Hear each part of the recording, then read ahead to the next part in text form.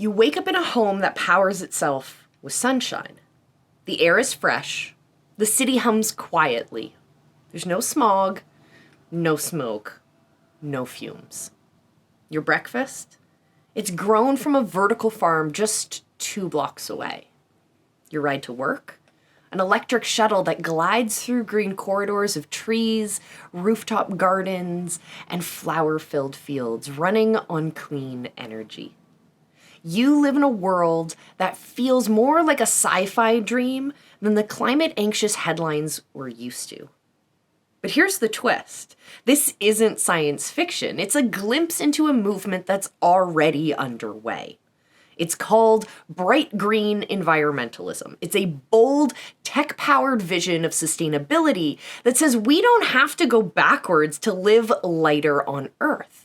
We can live boldly. We can design, build, and invent our way to a thriving green future. Does that sound too good to be true? Well, let's find out.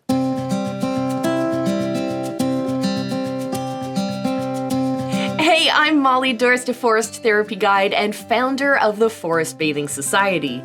When I'm not leading therapy sessions to help people connect with nature, I love exploring new ideas for protecting our planet. So today, I want to share an optimistic vision known as the Bright Green Environmentalist movement. If you've ever wondered how technology and nature can work hand in hand to solve environmental challenges, you are in the right place.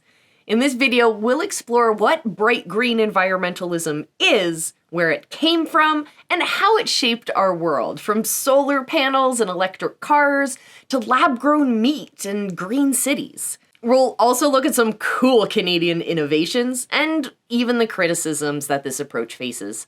So take a relaxing breath of fresh air and let's get into it.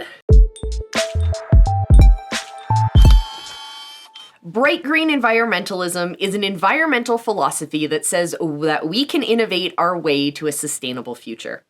The term bright green was first coined in 2003 by writer Alex Steffen, who described a fast-growing new wing of environmentalism focused on using new technologies and smart design to achieve sustainability.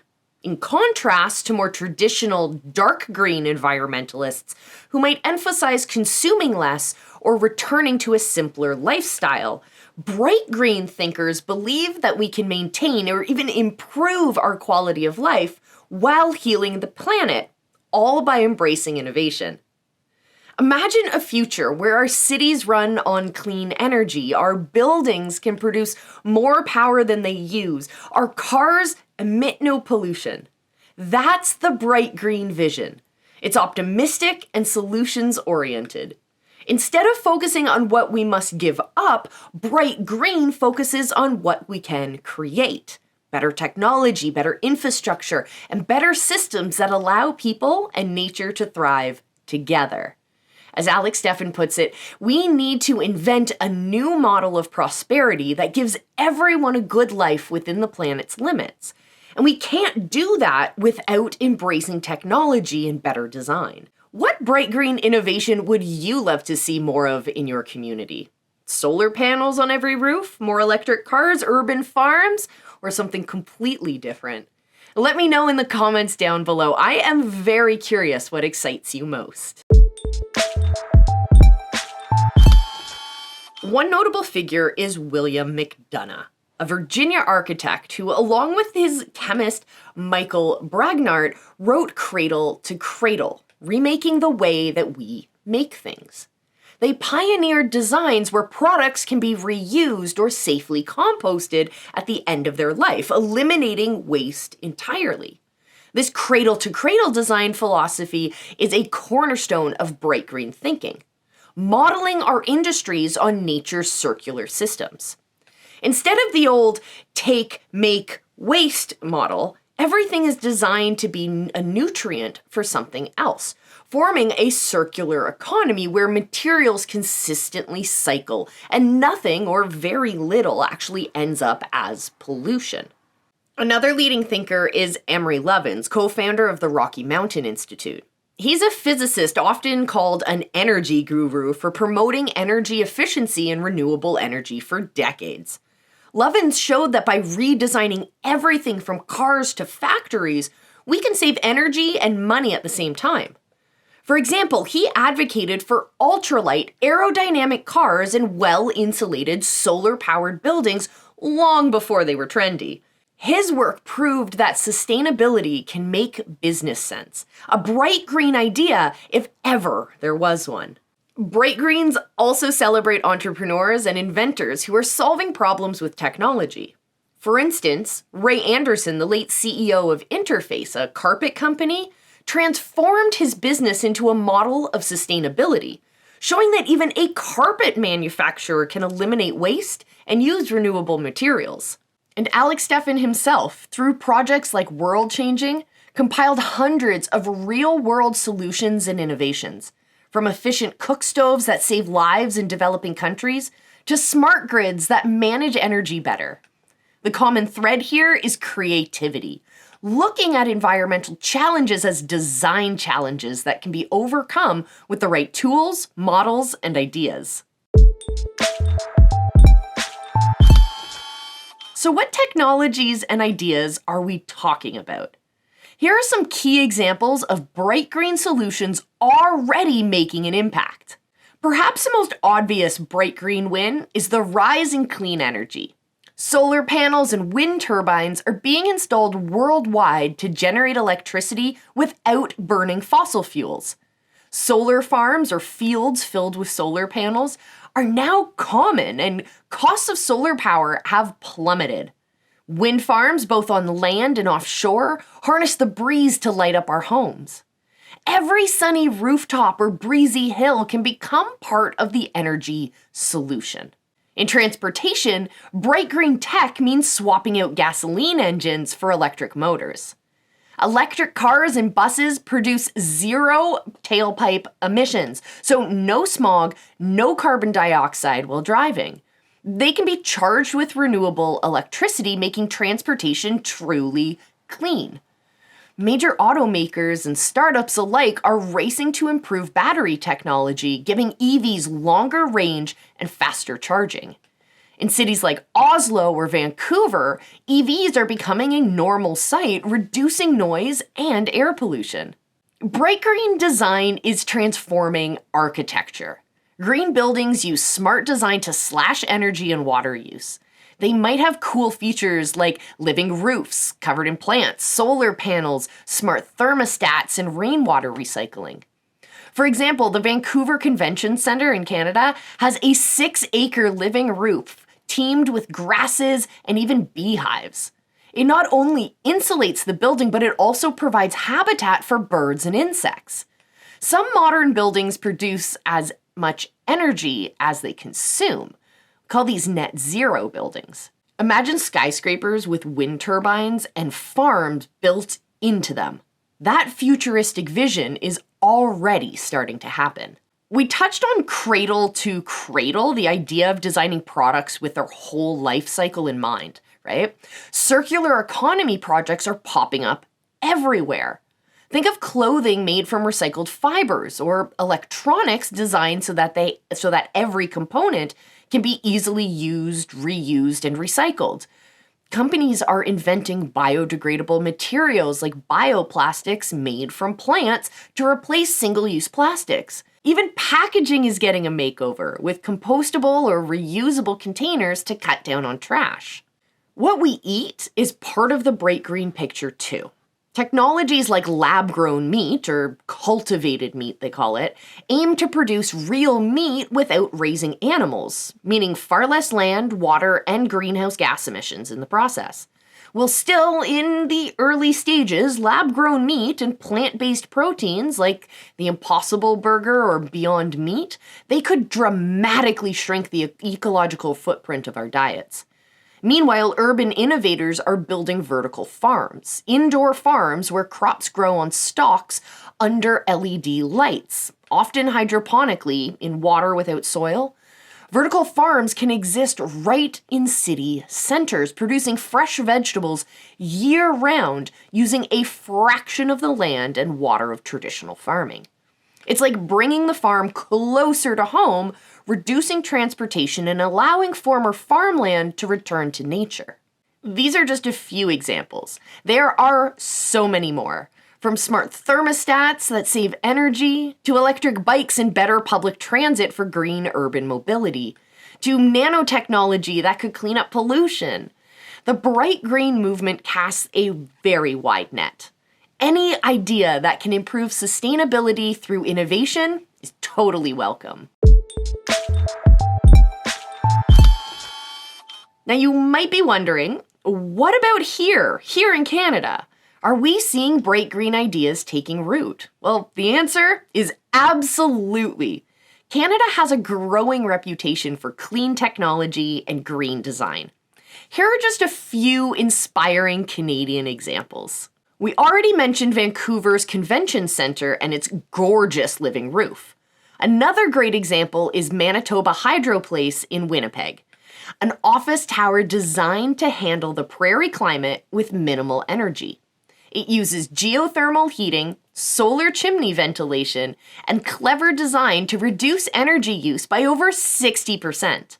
In Toronto, new condominiums and office buildings are being built to LEED Platinum standards.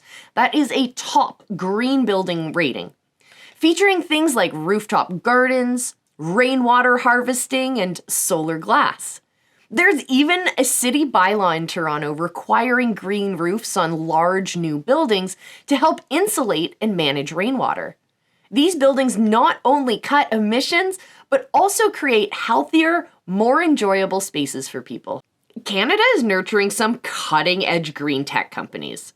For example, Carbon Cure Technologies, based in Nova Scotia, has a brilliant solution for a dirty industry: concrete production. They developed a way to inject captured CO2 into concrete as it's being made, turning the CO2 into a mineral and trapping it forever. It's not only reducing emissions from concrete manufacturing, but it actually makes the concrete stronger. Another startup, Carbon Engineering in British Columbia, is pulling CO2 out of the atmosphere, literally sucking carbon from the air, and either storing it underground or converting it into carbon-neutral fuel. It sounds like sci-fi, but it's real and it's happening in Squamish, BC. And then there's Nexi Building Solutions in Vancouver, a company that developed a new building material to replace concrete. They call it Nexite. It contains no Portland cement, drastically cutting the carbon footprint of construction. Nexi became one of Canada's celebrated green unicorns, one of those startups valued at over $1 billion, in just 31 months.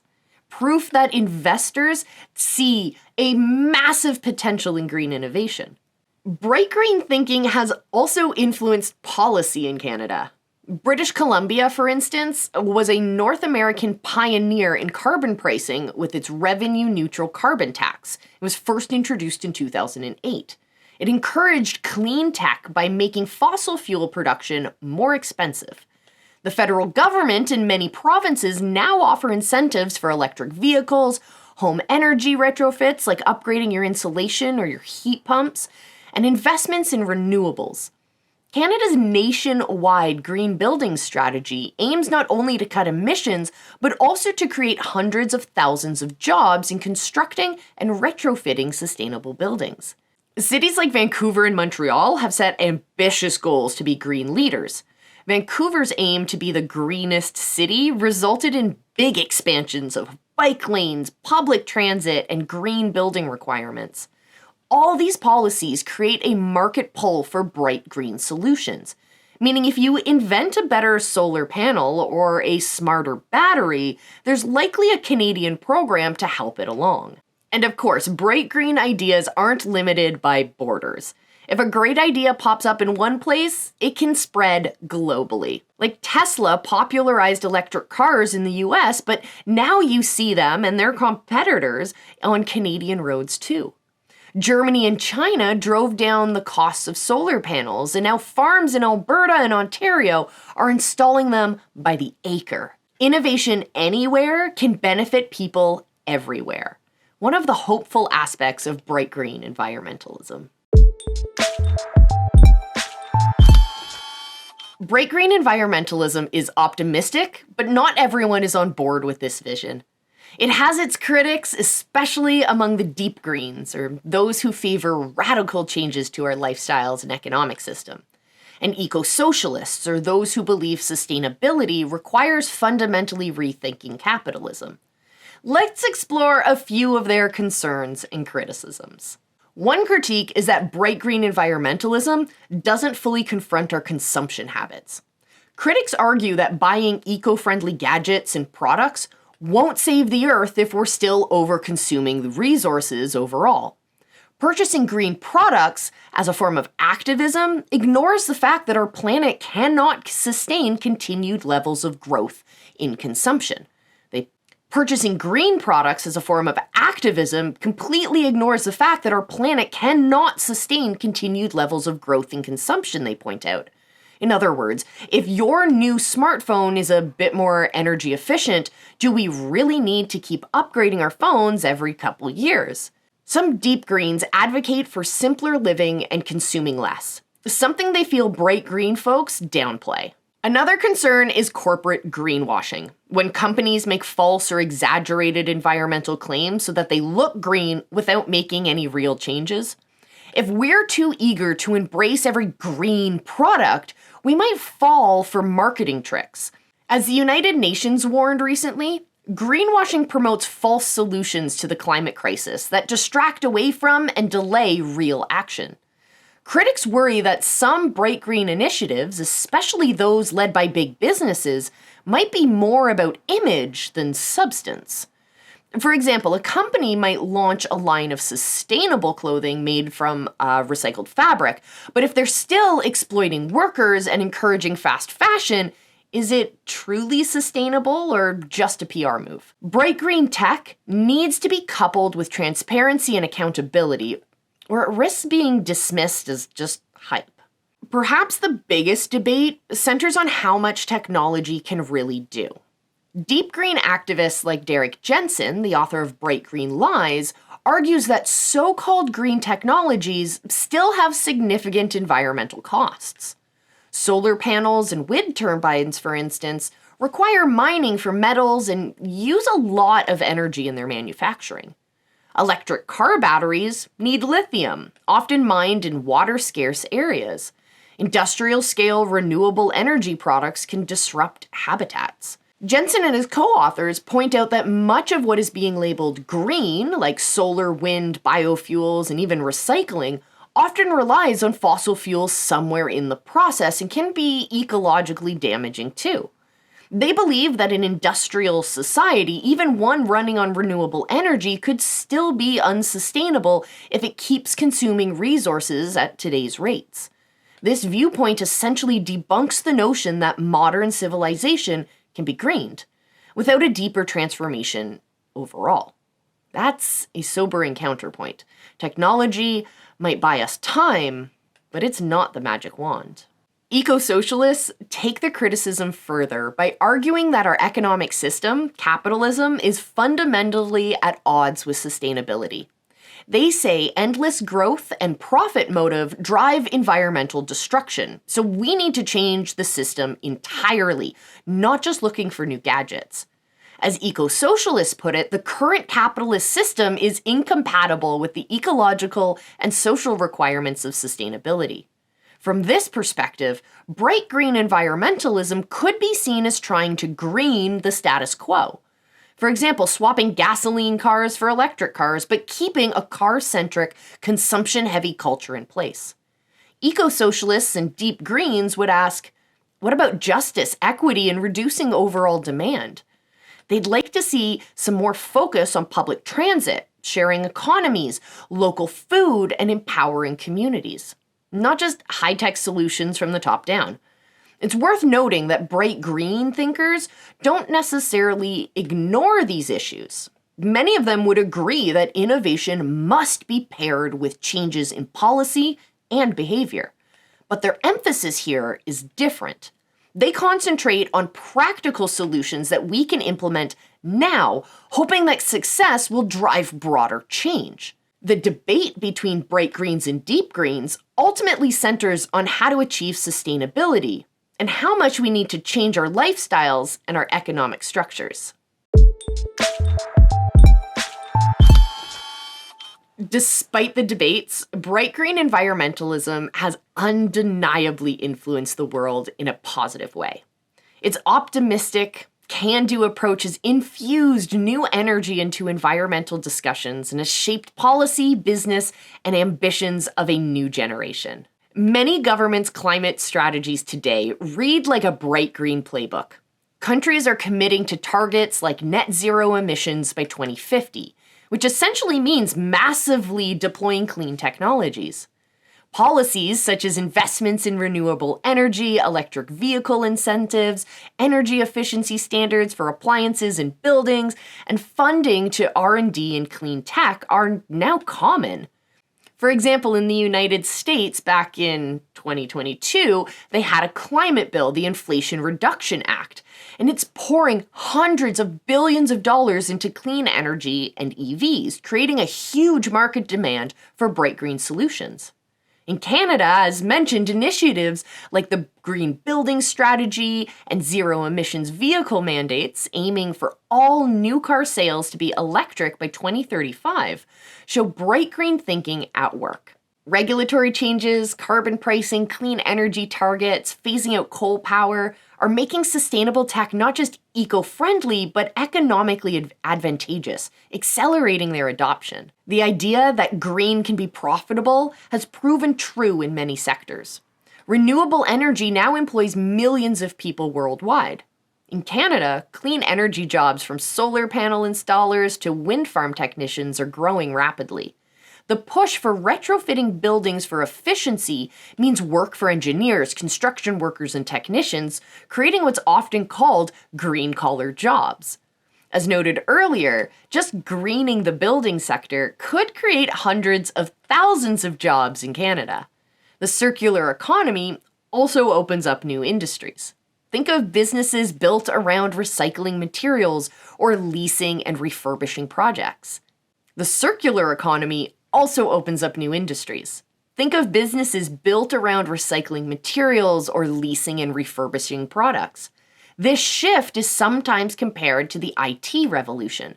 Just as computing technology spawned new careers and company, so is clean technology spawning a new green economy.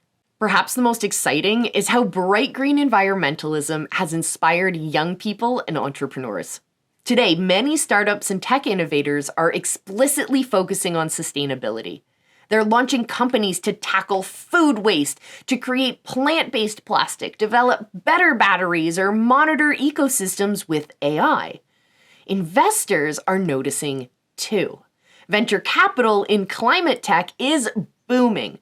Those green unicorns, the startups valued at over $1 billion that we mentioned earlier, like Nexi, are part of this wave.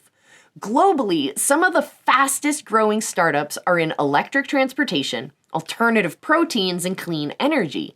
They're reaching huge valuations much faster than startups of the past, thanks to the urgent demand for climate solutions. It's a really good time to be a green innovator, and many young entrepreneurs are seizing on the moment, seeing that working on climate solutions is not just the right thing to do, but it's also a savvy career move. Importantly, bright green ideas are influencing culture as well. So if you're like me, or in the 20 to 40 age group, yeah, you guys out there, you are no longer skeptical that sustainability and modern life can go together. They kind of expect it. Concepts like green cities with lots of parks, bike lanes, and efficient public transportation are now popular urban goals. Mindfulness and minimalism trends dovetail with bright green tech. For instance, using an app to share resources or reduce waste, while also cultivating a mindful, low-impact lifestyle. The vision of a high-tech but environmentally harmonious future is showing up in everything from education, where more students are in sustainable engineering and environmental sciences, to entertainment. Have you noticed more films and games with eco-tech themes lately? I sure have. It's becoming part of the mainstream narrative that we can build a better world with creativity and dedication. As we wrap up, let's reflect on what Bright Green Environmentalism offers. Hope grounded in action. It's the idea that we don't have to choose between modern comfort and a thriving planet, that we can have both if we're smart about how we build our world. This philosophy encourages us to think big and bold, to redesign cities, to reinvent energy, to reimagine food, and essentially upgrade civilization to operate within Earth's means. And of course, no approach is perfect. We should keep a critical eye to ensure that bright green solutions are truly sustainable and equitable. And we should listen to the warnings about consumption and remember that technology is a tool, not a silver bullet. But at its heart, bright green environmentalism is about empowerment. It says, yes, we humans got ourselves into this environmental mess, but we have the integrity to get ourselves out of it and to create an even better society in the process.